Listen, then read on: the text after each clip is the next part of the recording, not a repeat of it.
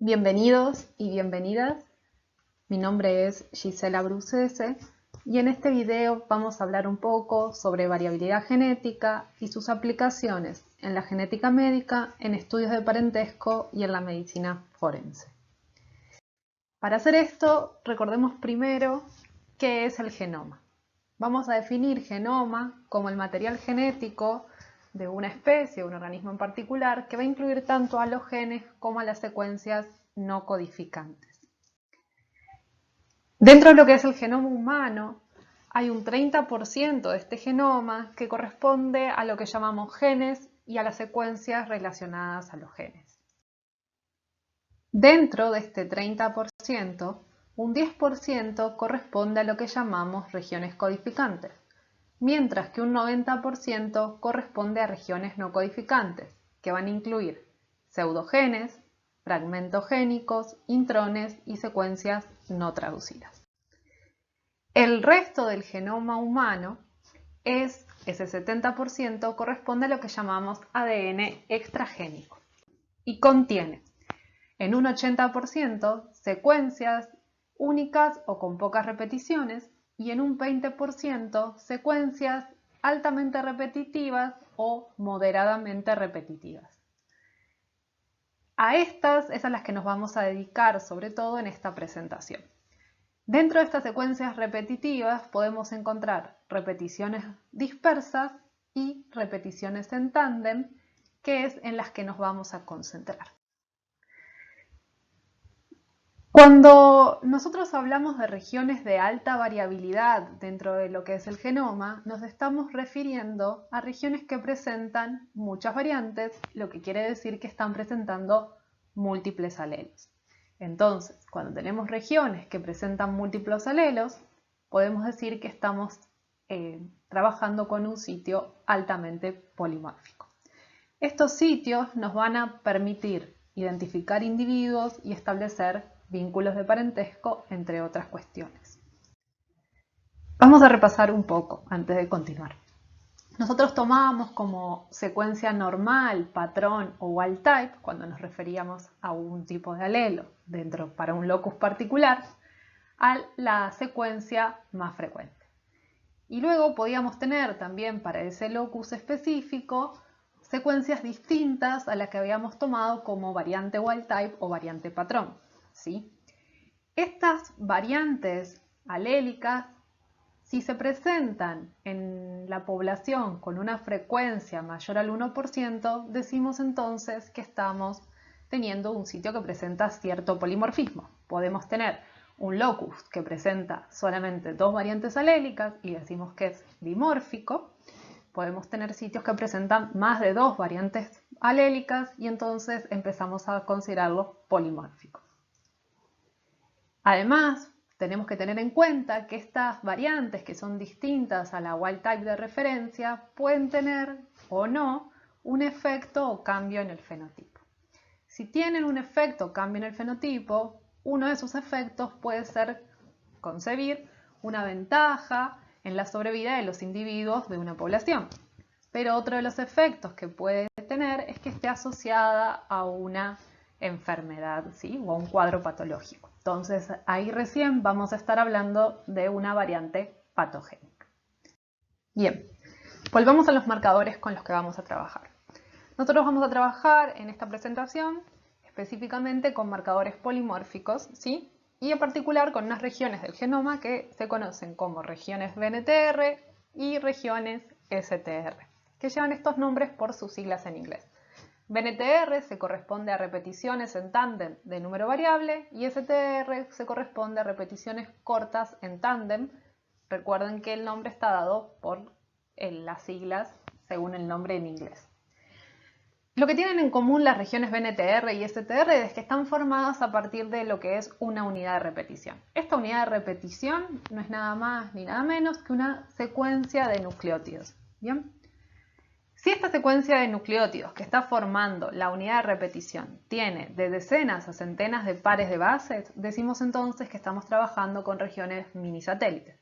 Pero si esta unidad de repetición está conformada de 2 a 7 pares de bases, decimos entonces que estamos trabajando con regiones microsatélites. Veamos cómo son entonces los alelos de estos marcadores BNTR y STR.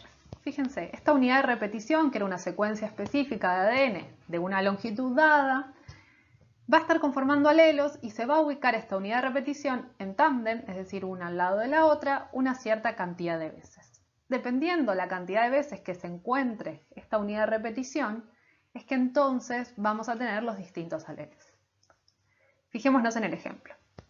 El alelo A está conformado por 1, 2, 3, 4, 5, 6 unidades de repetición, que en la figura lo ven como estos ladrillitos rojos. ¿Bien?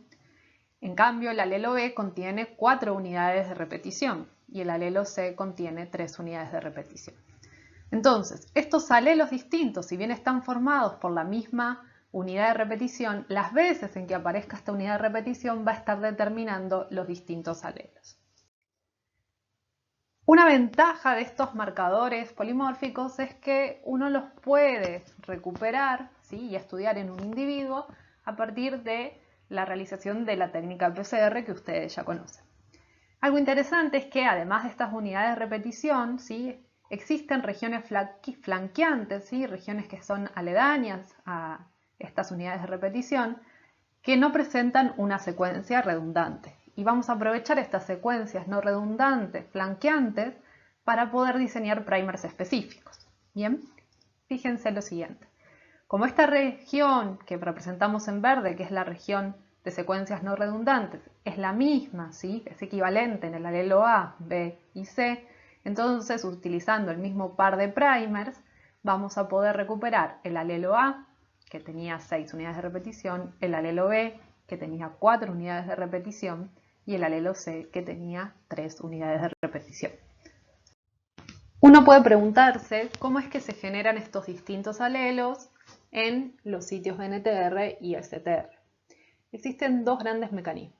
Uno es lo que se conoce como deslizado de la polimerasa, que ocurre durante la replicación del ADN, y otro es un proceso de crossing over desigual que ocurre durante la meiosis. Muy a grandes rasgos.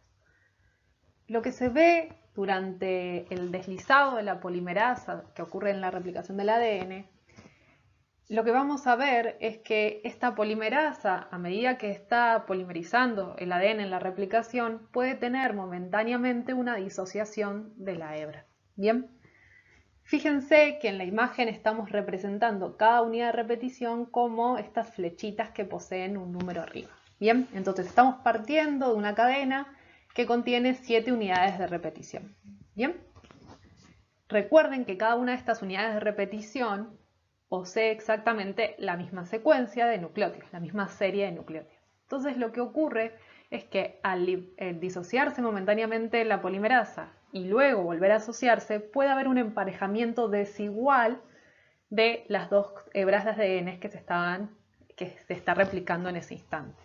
Esto puede llevar a que aumente el número de repeticiones, ¿sí?, por este deslizado de la polimerasa, o que disminuya el número de repeticiones por este deslizamiento de la polimerasa también. Tiene que ver que se ganen o se pierdan unidades de repetición según cómo se produzca el emparejamiento. El otro proceso es el crossing over desigual y puede llevar a lo mismo, a que aumente el número de repeticiones o a que disminuya. ¿Bien? Cuando nosotros analizamos estos sitios altamente polimórficos, podemos hacer un análisis de un locus simple, ¿sí?, es decir, elegimos un sitio de interés y hacemos una PCR de aquel sitio, o podemos decidir estudiar diversos sitios de alto polimorfismo en simultáneo, ¿sí?, es decir, por ejemplo, distintas regiones BNTR, como vemos en el ejemplo. Cuando estudiemos estos sitios, si vamos por la estrategia de estudiar lo que se llama un múltiple loci, es decir, varios sitios en simultáneo, vamos a poder obtener lo que se conoce como huella digital de ADN. Esto implica simplemente que estamos estudiando qué alelos están presentes en cada una de las regiones BNTR, por ejemplo, o STR, que elegimos como objeto de estudio para un individuo en particular o para distintos individuos. Bien, vamos a ver un ejemplo. Supongamos que nos proponemos analizar estos marcadores moleculares y vamos por la estrategia de un análisis de locus simple. Nuestro objetivo entonces va a ser evaluar las características genético-poblacionales de un marcador polimórfico en particular. Este marcador polimórfico puede ser un microsatélite o un mini satélite que es de nuestro interés. Vamos entonces a muestrear distintos individuos, ¿sí? Que acá los representamos con distinto color. Extraemos ADN de estos individuos y hacemos un análisis por la técnica de PCR para obtener la información de este locus mini satélite de interés. Entonces, recuerden que diseñábamos nuestros primers para las regiones flanqueantes de este locus, ¿bien? Y entonces, a partir de estos mismos primers, podíamos obtener toda la variabilidad alélica que se presente para este sitio en particular que elegimos. Bien, para refrescar simplemente, recuerden que nosotros, para hacer una técnica de PCR, necesitábamos tener el material genético de los individuos de interés y además todos los elementos necesarios para hacer el protocolo de PCR. Entre ellos necesitábamos una Taq polimerasa, los primers diseñados específicamente, DNTP, un buffer, magnesio, ¿sí? Y además necesitábamos controles de la técnica, entre ellos el control negativo.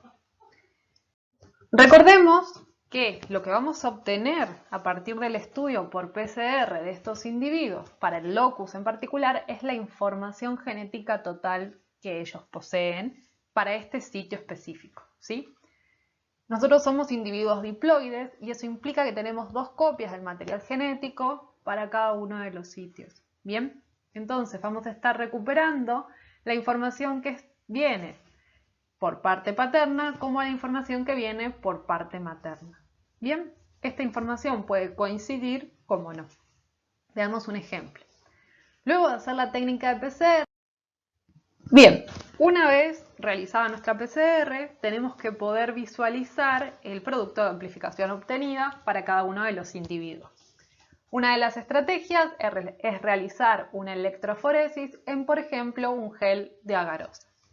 Lo que vamos a hacer entonces es sembrar en este gel el producto de PCR para cada individuo y someter este ADN, este producto de amplificación, a un potencial eléctrico, ¿sí? A una diferencia de potencial eléctrico. Como el ADN tiene una carga neta negativa, entonces vamos a ver que va a migrar hacia el ánodo o polo positivo y vamos a poder separar los distintos productos de amplificación para cada individuo según su peso molecular, ¿sí?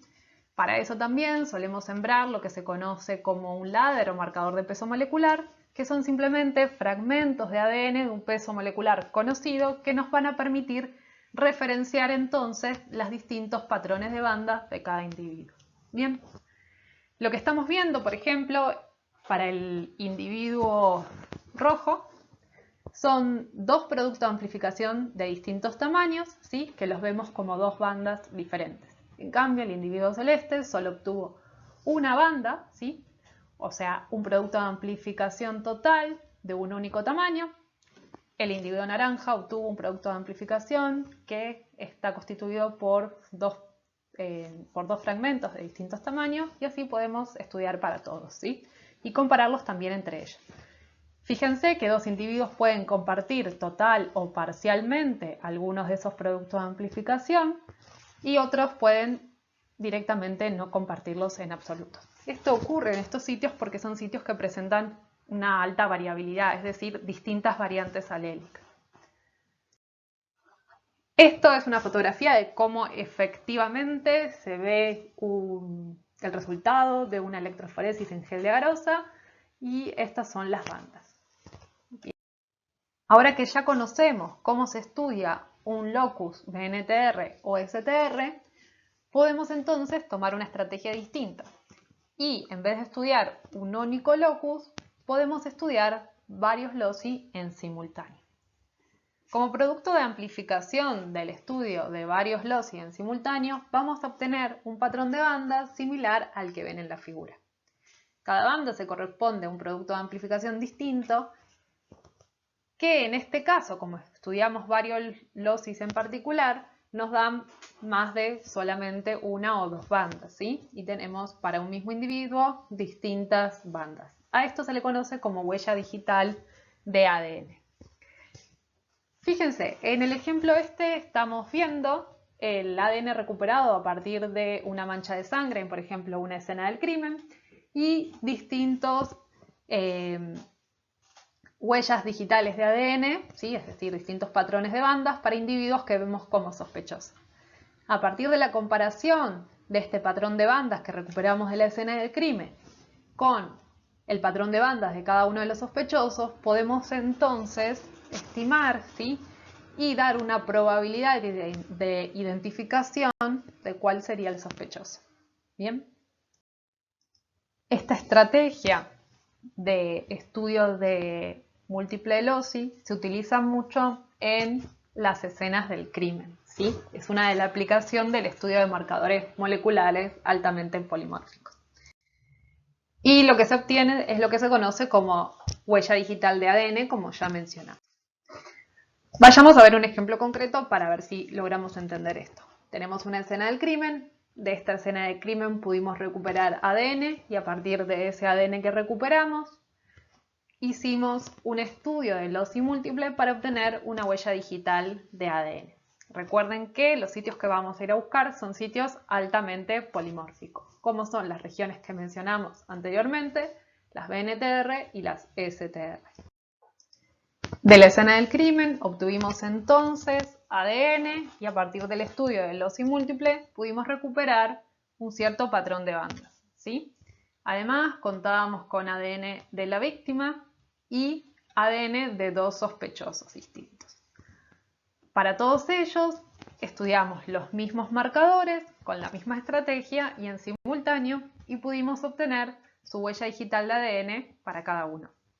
Tomémonos unos segundos para poder efectivamente hacer la comparación y decidir qué individuo sería el que estuvo involucrado en la escena del crimen. A partir de la comparación del patrón de bandas, podemos ver que el ADN que recuperamos de la escena del crimen tiene un alto grado de similitud con el ADN del sospechoso número 1. ¿Sí?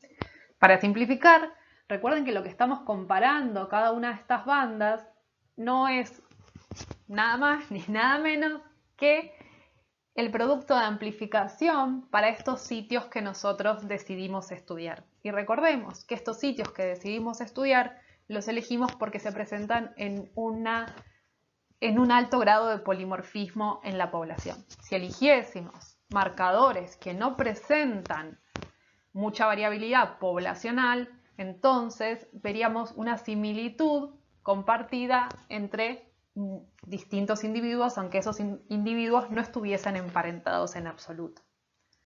Esta estrategia de análisis de marcadores altamente polimórficos se utiliza no solamente para identificar personas, sino también para establecer vínculos de parentesco. Y esta estrategia de estudio genético es el que se utiliza en la identificación de personas desaparecidas durante lo que fue la última dictadura militar en Argentina y también en otras aplicaciones cuando uno quiere estudiar relaciones de parentesco o identificar individuos.